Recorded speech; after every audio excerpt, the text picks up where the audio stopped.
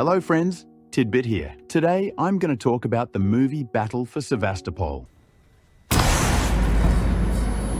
In 1957, Eleanor Roosevelt came on an official visit to Moscow, where she had an appointment to meet with Nikita Khrushchev.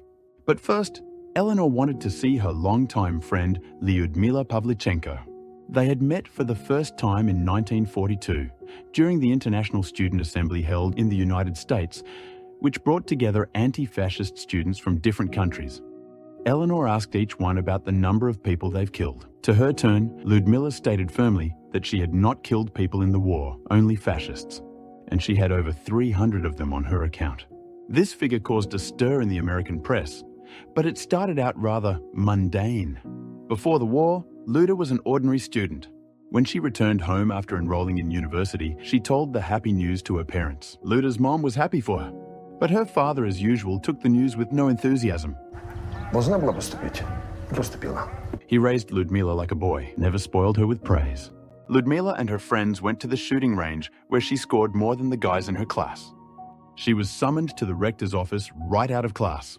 There was a special officer who had heard about the girl's marksmanship and decided to send her to sniper training that would last 6 months. The special officer had already made an agreement with the rector, and Lyudmila has been given the go-ahead to let her go. In June 1941, Lyuda, together with her friend Masha, had an internship in Odessa.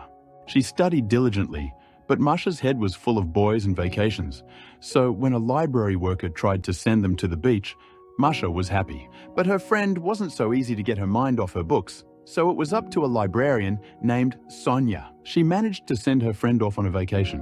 What's more, Sonia went with them and introduced Lyudmila to her brother Bora when they were on the beach. Shortly before that, Masha had met 2 pilots, Grisha and Nikolai. She took Grisha for herself, but Kolya immediately set his eyes on Lyudmila. However, Sonia intervened, and Lyuda was already having dinner at their house while getting awkward questions from Sonia's and Borya's parents. After this, Boris was determined to marry Lyudmila. All he has to do is wait for the right moment to propose. But the moment didn't come. The radio announced that Germany had attacked the Soviet Union.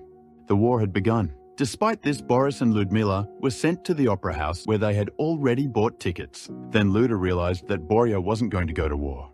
Offered to make an army discharge for her, she refused. She thought it was cowardly.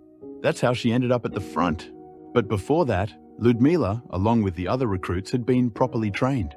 In 1942, when everything was over, Pavlichenko was stationed in the United States as part of the Soviet delegation. Eleanor Roosevelt invited her to the White House. She wanted her to spend the rest of the time before she left for her homeland.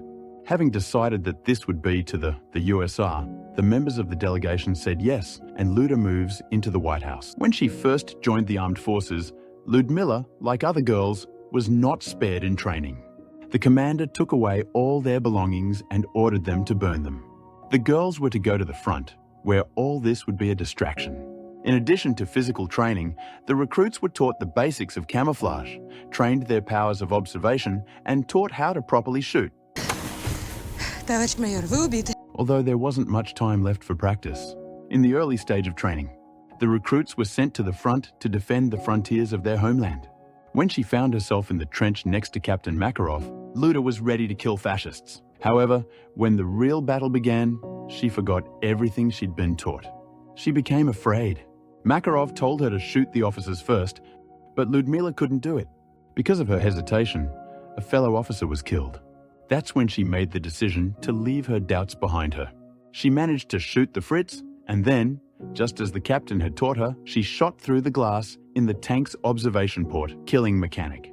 As a result, she managed to stop the vehicle as soon as possible.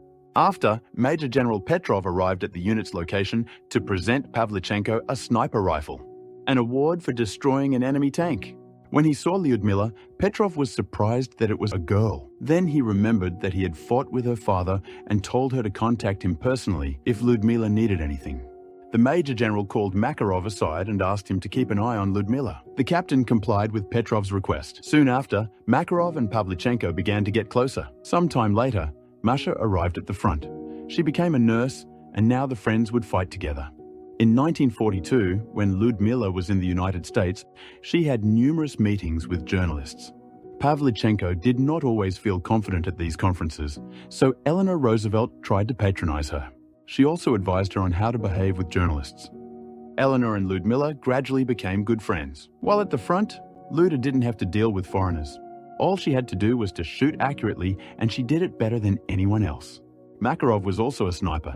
He told her about how he once shot 3 men with 1 shot, but the commanders didn't believe him, and they counted only 1 kill. Hearing this, Pavlichenko got the idea to repeat the captain's feat of arms in the course of the battle. She left the position on her own and tried to kill 3 men with 1 bullet. Shooting at fascists became a kind of entertainment for her. Makarov has ordered her to return to the position to prevent her from doing anything reckless. Meanwhile, Masha was pulling a wounded soldier from the battlefield. They found themselves in a crater from an explosion. There was a German with a serious wound who didn't shoot Masha. Then she responded by putting a tourniquet on his leg. When the German soldier got out of the crater, Lyudmila shot him. The battle was over, and Pavlichenko went to heal wounds received during the battle. At that, Grisha and Nikolai arrived. They invited Masha and Luda to spend an evening together. When the lovers left, Nikolai started to hit on Lyudmila at that moment. Makarov was outside the tent at that moment. When he heard the sounds of a struggle, he entered and saw Pavlichenko hitting Nikolai between his legs. She didn't need defenders. She, herself, was perfectly capable of dealing with the overzealous admirers. Спасибо вам, но не надо так часто меня спасать. However, when Luda and the captain found themselves outside, passion erupted between them, and Lyudmila kissed Makarov. Soon after, the two of them came under German shelling. Makarov was stunned, but he managed to get up and run to look for Luda. She was covered by the earth, and for several minutes, she couldn't breathe. From the trench, Pavlichenko was taken to the hospital where she was treated by Boris. He went to the front after his beloved to see her once in a while. There was Captain in the hospital with Lyudmila as well, so he and Boris had a frank conversation in meantime. Boris confessed that he loved Lyudmila too. The incident with Pavlichenko's burial after the explosion left a deep scar on her psyche. And when she found herself in the Eleanor Roosevelt's kitchen, the falling frying pan caused Luda to have a panic attack. She told the First Lady about an incident in the trench when she laid underground for a few minutes. In the fall of '41, Lyudmila sailed with Boris to Sevastopol to evacuate the wounded and civilians. In the process, the Germans attacked Soviet ships from the air. But with them, Red pilots entered the battle. Grisha was among them. After some time, Lyudmila tried to return to the front, but Boris wouldn't let her because she still had to finish her treatment. Then, Pavlichenko came to Major General Petrov to ask him personally. He promised to give permission if the attending doctor would allow Lyudmila to fight.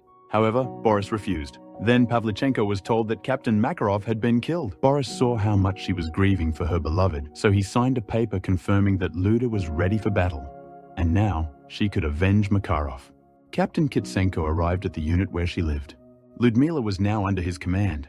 Leonid was a sniper too, and he had brought Pavlichenko up to speed. Now, they would have to organize sabotage in the rear and hunt down enemy snipers. During their first, Luda didn't just hit a German, she started shooting at him so that he suffered a lot. Leonid had to kill the Kraut. He explained to Pavlichenko that now was not the time for revenge. She just needs to do her work. The captain and Luda now often work together. They successfully completed many tasks, and in the process, feelings have developed between them. Meanwhile, Masha planned to give her Grisha a baby, but first, they had to have a wedding. Masha invited friend to the celebration, along with her new boyfriend.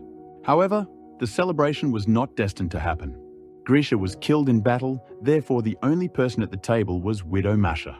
In 1942, when Lyudmila changed into her military uniform before a performance in Chicago, Eleanor Roosevelt saw the scars on her back. Lyudmila remembered the day she had gotten those wounds. She and Leonid had walked into a trap. Kitsenko had stepped on a launching device and a flare flew up into the sky. He and Lyudmila got under a heavy fire. Leonid covered his beloved with his body, taking the brunt. As soon as the explosion subsided, Lyudmila dragged the captain to her allies.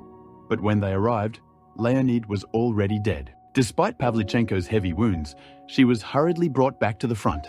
The soldiers went into battle with her name on their lips, so it was impossible to deprive them of their fighting spirit. Besides, Lyudmila was being hunted down by the best German sniper, and she had to fight him.